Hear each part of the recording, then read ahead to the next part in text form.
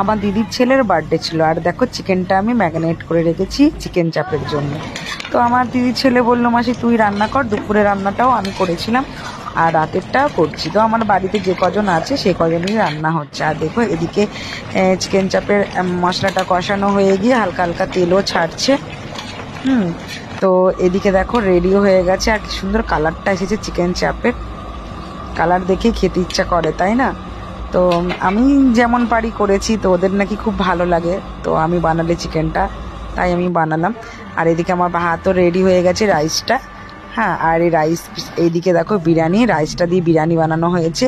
তো বিরিয়ানিও আমার রেডি হয়ে গেছে। আর দেখো কত সুন্দর লাগছিল, পুরো একদম মনে হচ্ছে বিরিয়ানি আর চিকেন চাপ তো হেভি লাগে খেতে। আর এদিকে দেখো কেকটা কেকটা ফ্রিজে রাখা রয়েছে। কেকটা কত বড় একটা কেক এসেছে। আর এই যে কেকটা বার করছি, কেক কাটিং হবে। তো বাক্সটা প্রচণ্ড বড় আর কেকটা খুব সুন্দর করেছি, একটু বড় সড়ো কেক, যাতে আমরা বেশি করে কেকটা খেতে পারি।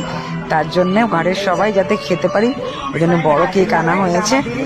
আর পিছনে আমার দিদি ওই যে রেডি করছে, তো ওরই ছেলের বার্থডে। তো এই দেখো বার্থডে কেকটা কত সুন্দর।